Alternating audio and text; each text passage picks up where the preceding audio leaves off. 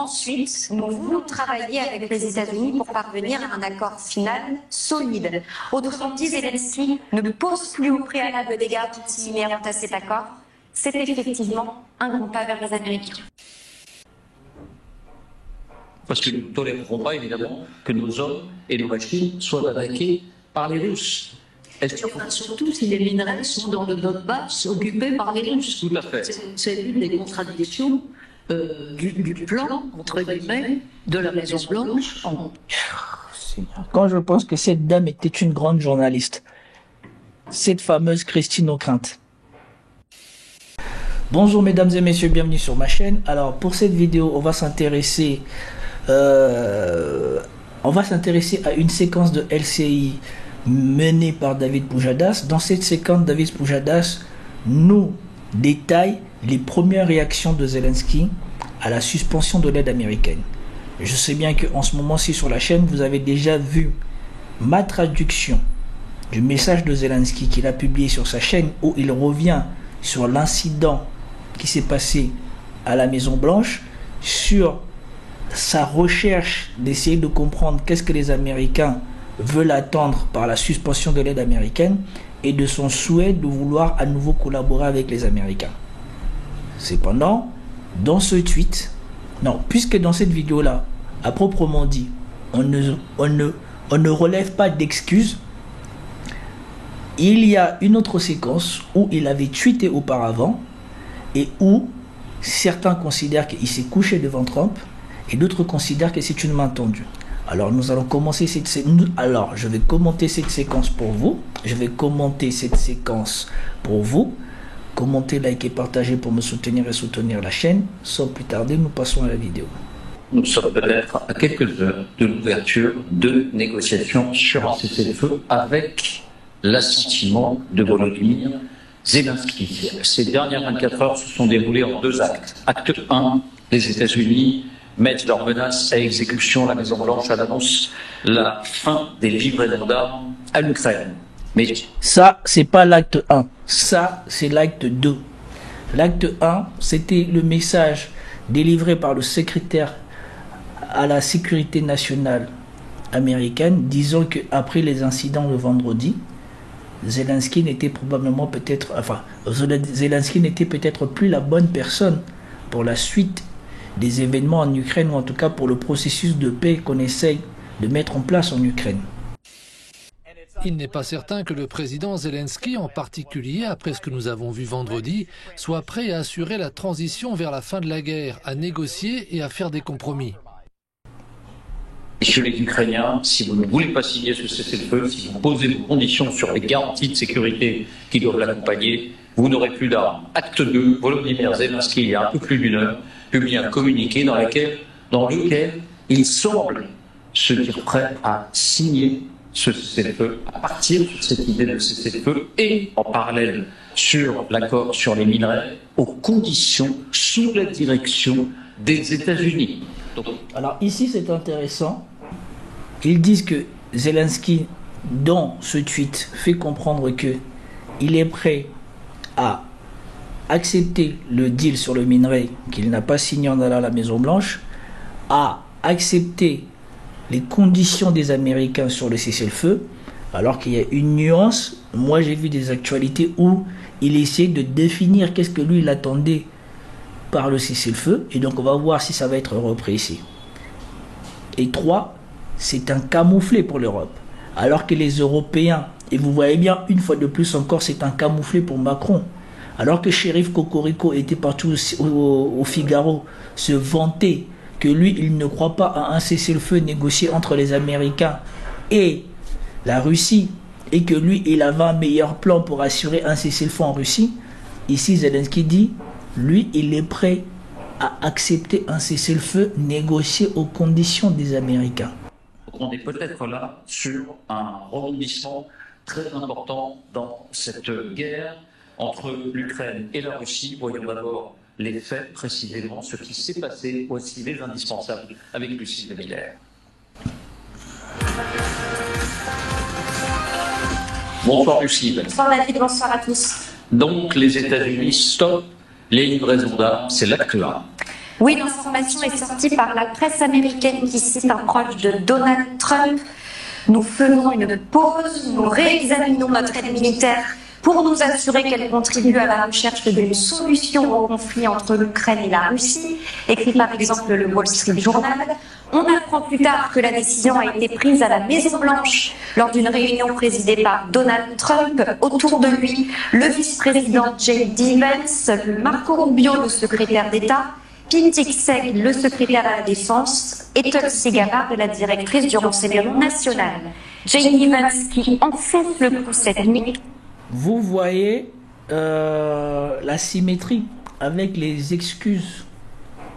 Enfin, vous voyez la symétrie de cette table de décision avec les propos de Zelensky qui a instruit les ministres, les chefs de renseignement et les diplomates d'aller rechercher chez leurs homologues américains les réponses par rapport à la suspension américaine. Ici, on a exactement le parallèle de pourquoi peut-être il a donné instruction à ces gens-là, puisque ici nous avons le vice-président américain, le ministre des Affaires étrangères américain, le ministre de la Défense américaine et le ministre du renseignement américain.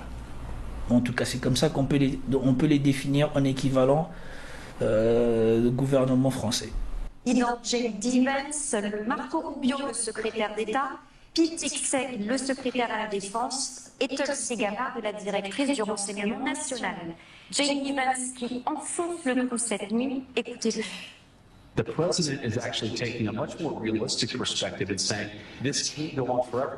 We can't fund this thing forever. The Ukrainians can't fight forever. So let's bring this thing to a peaceful settlement. Et c'est ensuite qu'il explique un peu plus longuement son raisonnement. You're going to have to give up stuff. The Ukrainians are going to have to give up stuff. But you can't come to the Oval Office and say, give us security guarantees. We won't even engage with you about what we're willing to give up. That's been the Ukrainian posture. When that posture changes, as President Trump said, when they're willing to talk peace, I think President Trump will be the first person to pick up the phone. Voilà. Ici, vous avez quelque chose de très intéressant. C'est que ce qu'il dit ici, c'est exactement ce que j'avais dit par rapport à ce que racontait le shérif Cocorico. Vous n'êtes pas en position de force, comme l'avait rappelé Donald Trump à Zelensky. Vous n'avez rien pour être en position de force pour négocier. L'Europe n'a rien, l'Ukraine n'a rien. Et vous venez face à la Russie pour dire à la Russie qu'il vous donne un cessez-le-feu alors qu'il a l'avantage sur le terrain, sans rien à proposer. Les Européens ont cru qu'ils allaient imposer un cessez-le-feu à la Russie sans rien concéder. Alors que les Américains qui sont en meilleure position et qui sont quasiment les garants de la combativité ukrainienne, eux envisagent de reprendre les relations, d'adoucir les sanctions, de lever certaines sanctions, de rembourser l'argent des Américains. De l'autre côté, vous avez des gens qui disent on va continuer à sanctionner, on envisage même de voler leur argent et en plus de ça, on va leur imposer un cessez-le-feu. Et Zelensky, il était dans cette bêtise-là. Il est parti aux États-Unis, à la Maison-Blanche, avec l'idée qu'il allait obtenir des garanties de sécurité des Américains, sans dire ce qu'il allait concéder pour obtenir ce garantie de sécurité. En clair, soit l'Ukraine consent à un cessez-le-feu sans s'occuper des garanties de sécurité ultérieures, soit Kiev se passera des armes américaines. Les Ukrainiens ne pensaient pas que nous étions sérieux, affirme le responsable interrogé par le Wall Street Journal. Nous avons dû leur montrer de quoi nous étions capables. Que signifie, qu'implique concrètement ce geste des livraisons d'armes? Pour être très concret, il s'agit d'environ 4 milliards de dollars ici pactés dans un avion. Nous avons dû leur montrer de quoi nous étions capables. Que signifie, qu'implique concrètement ce geste des livraisons d'armes? Pour être très concret, il s'agit d'environ 4 milliards de dollars d'armes promises à Kiev, votées sous l'ère Biden et sur le point d'être livrées. Les voici ces armes ici pactées dans un avion de l'USS Air Force il y a quelques semaines. Une partie, l'équivalent d'1 milliard, est déjà en cours d'acheminement. Elle se trouve en Pologne, prête à être chargée dans des trains en direction de l'Ukraine. Eh bien, ces trains resteront à Kiev, les armes resteront dans les hangars. Concrètement, quelles sont ces armes? Essentiellement des recharges pour les défenses antiaériennes patriotes, mais également des munitions pour les lance-roquettes HIMARS ou encore des obus pour l'artillerie ukrainienne. L'autre partie, les 3 milliards d'armes restantes, sont toujours sur le sol américain. Elles y resteront pour l'instant. Simplement pour être complet. Alors, ici, je tiens juste à faire une pause ici et à vous montrer quelque chose, pour vous montrer que la cacophonie des médias et surtout les médias qui veulent raconter des fausses narratifs sur Trump et sur les conséquences de cette guerre pour l'Ukraine, des fois ne prennent pas de pincettes pour changer ou en tout cas mentir. Parce que ici vous avez concrètement, on vous dit que l'aide des 4 milliards qui a été votée, qui avait commencé à partir, n'est pas encore arrivée en Ukraine et concrètement n'arrivera pas en Ukraine avec cette suspension.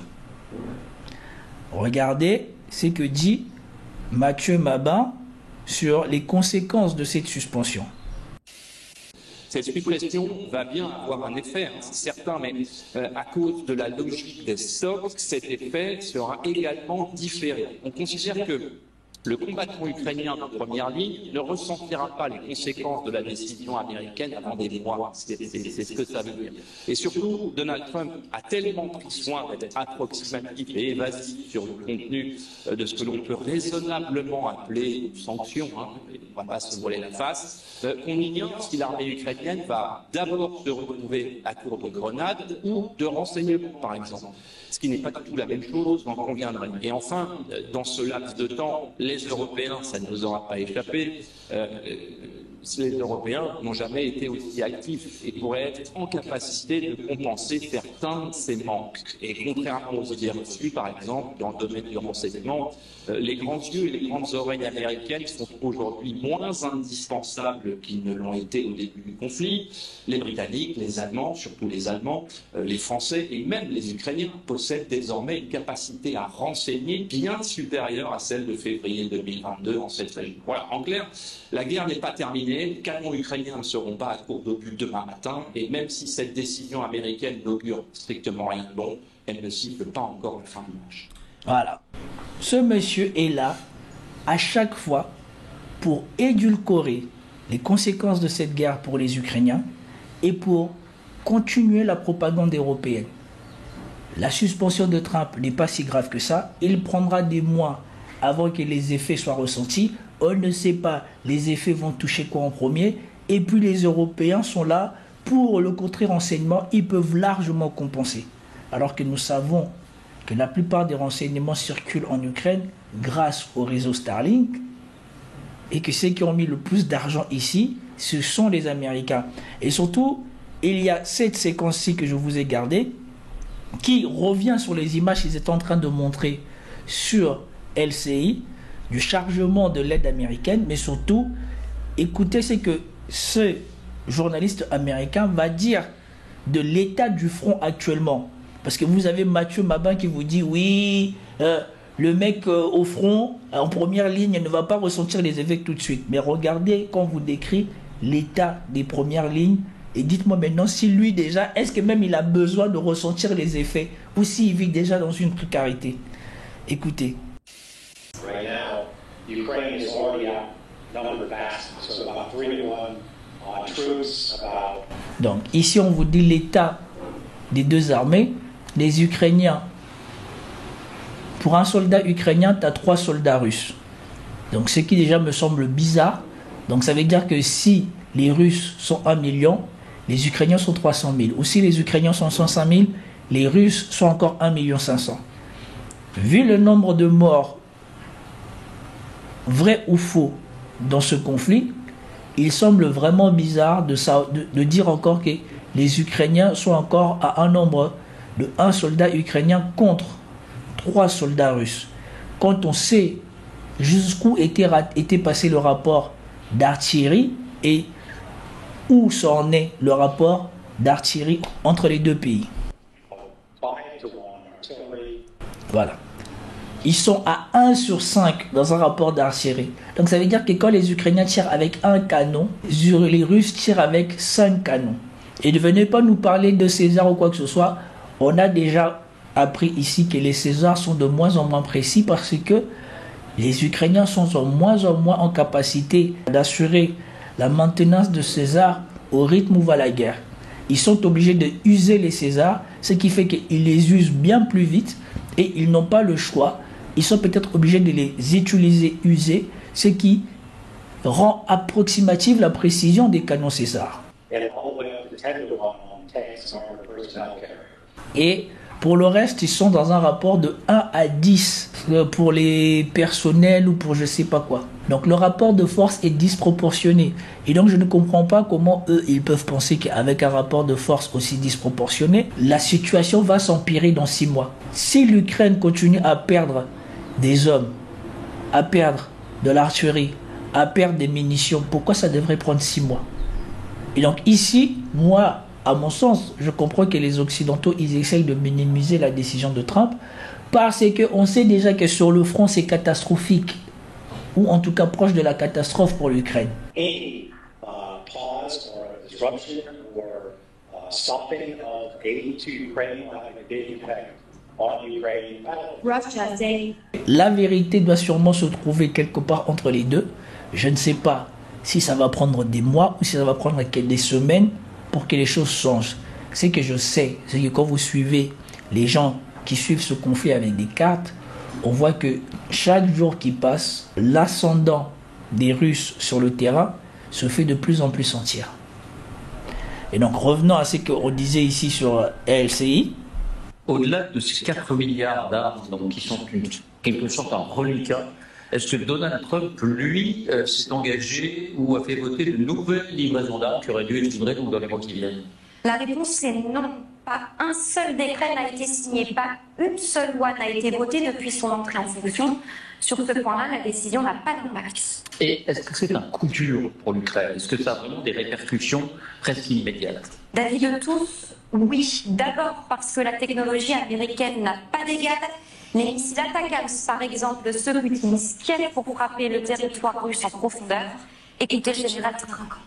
Voilà. Les pro-ukrainiens des magots vous diront non, c'est pas si impactant que ça va prendre des semaines. Ceux qui sont peut-être plus concrets vous disent que on ne peut pas remplacer ce qu'apportent les Américains aux Ukrainiens, même avec toute la volonté des Européens, puisqu'on sait que les attaques MS, les Storm Shadow et les je ne sais pas quels missiles français ont besoin de l'autorisation des Américains et des satellites américains pour leur guidage ou pour sélectionner leurs cibles. Je dis ça, je dis rien. C'est très grave. L'absence des missiles emportés américains, quels qu'ils soient, va handicaper la capacité de frappe dans la profondeur des Ukrainiens. Et donc, avec l'absence de ces munitions, ils vont avoir beaucoup de mal à continuer leur stratégie de frappe dans la profondeur, sachant qu'ils ne disposeront pour ça soit de leurs drones à eux, de fabrication locale, qui ont des charges en portée beaucoup plus faibles, ou soit parce qu'ils vont utiliser des Storm Shadow ou des Scalp, mais qu'ils ont en nombre beaucoup plus limité. Quant au système de défense Patriot, ceux qui permettent d'abattre les missiles ou les drones russes, c'est la même chose. Les systèmes Patriot sont les seuls capables de repousser les frappes de missiles balistiques russes, affirme le Premier ministre ukrainien. Quant au Wall Street Journal, après analyse, il affirme que l'Ukraine pourrait tenir sans les armes américaines jusqu'à cet été, donc pendant 4 mois. Jusqu'à cet été, c'est pas 4 mois, c'est à peu près 3 mois. Mais bon, nous verrons bien qu'est-ce qu'il en sera. Ce qui est paradoxal, c'est de voir avec quelle précipitation Zelensky s'est retourné. Et avec quelle précipitation Zelensky essaye de freiner cette décision de Donald Trump. S'il pouvait tenir quelques mois et que les Européens pouvaient tout de suite prendre le relais des Américains, je pense qu'ils ne seraient pas là en train de se précipiter, de réclamer maintenant d'être sous le parapluie ou en tout cas de travailler sous les conditions des Américains. Et donc, coup de théâtre, en fin d'après-midi, il y a un peu plus d'une heure, c'est l'acte 2, et cette fois, le message vient de Kiev. Oui, il y a un peu moins d'une heure. Zelensky change de pied et se dit prêt à conclure un accord avec les Américains. Le président ukrainien publie un long message. Il affiche d'abord son intention. Mon équipe et moi sommes prêts à travailler sous la direction ferme du président Trump pour parvenir à une paix durable. Puis il revient plus précisément sur l'entrevue orageuse. Notre rencontre à Washington, à la Maison-Blanche, vendredi, ne s'est pas déroulée comme prévu. Il est temps d'arranger les choses. Enfin, en ce qui concerne l'arrêt des combats, Zelensky semble se ranger à la vision du plan franco-britannique. Les premières étapes pourraient être... Et c'est là que ça va coincer. La vision franco-britannique.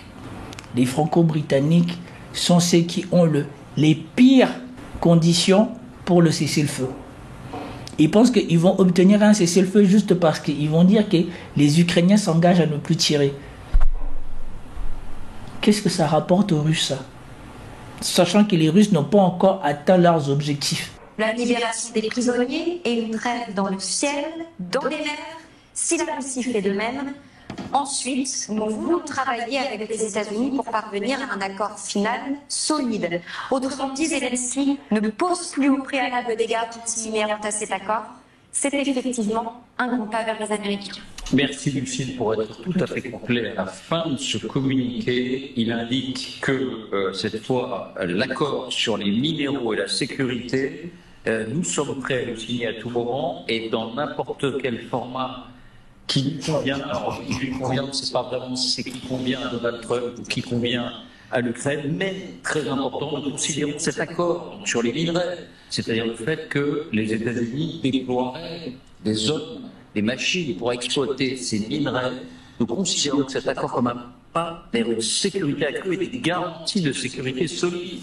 C'est exactement le message de Donald Trump. Si nous exploitons le minerai, ça constituera une garantie de sécurité pour vous. Bah oui, ça constituera une garantie de sécurité pour tout le monde. Parce qu'à la minute où les Russes feront tomber quelque chose sur les intérêts américains, bah, ça sera un problème. Mais il faut savoir ici qu'il y a un contentieux très grave. Enfin, les Américains ont autorisé beaucoup de choses que les Russes ne s'autorisent pas avec les Américains et que tout ça va se payer. La seule garantie que les Ukrainiens auront, c'est de satisfaire les exigences de Moscou. Et donc le baratin des Anglais, des Français là, ça va être jeté dehors. Puisque Trump le sait. S'ils en sont arrivés là, c'est parce que l'Occident a poussé la Russie à en arriver là. Et comme je vous l'ai déjà montré, je vous l'ai déjà dit, comme Emmanuel Todd l'a dit, comme on sait qu'aux États-Unis, tout peut être annulé par chaque nouveau président, ce qui est en train d'être mis en place peut tout aussi bien être annulé par le prochain président. Les Russes le savent, et donc ils ne tomberont pas dans le panneau. Les garanties de sécurité des Ukrainiens ne dépend pas des Européens ni des États-Unis, mais bien de la Russie. Parce que nous ne tolérerons pas, évidemment, que nos hommes et nos machines soient attaqués par les Russes. Surtout si les minerais sont dans le Donbass occupés par les Russes. Tout à fait. C'est l'une des contradictions du plan, entre guillemets, de la Maison-Blanche. Quand je pense que cette dame était une grande journaliste, cette fameuse Christine O'Krent, les minerais dont parlent Donald Trump et Zelensky sont les minerais qui sont du côté ukrainien. Parce que du côté des minerais qui sont russes, Donald Trump l'a déjà dit lui-même, il est prêt à travailler avec les Russes pour leur acheter des terres rares.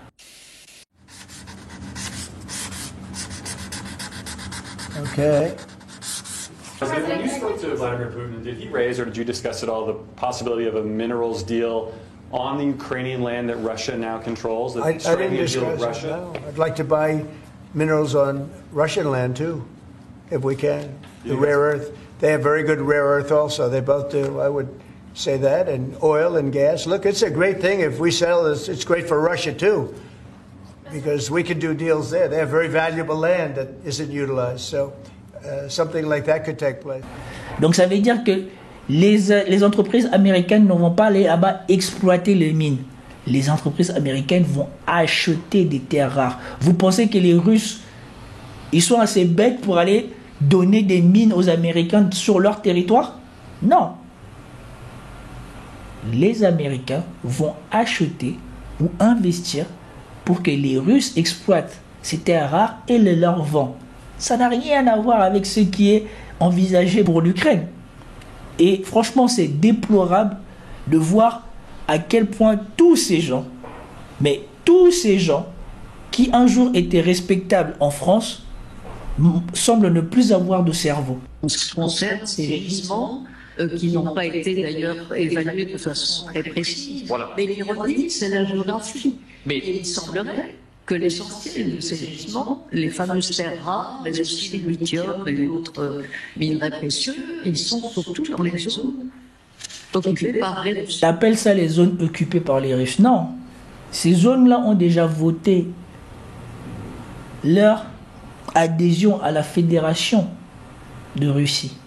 Ces zones-là ne sont plus des zones occupées, c'est la Russie.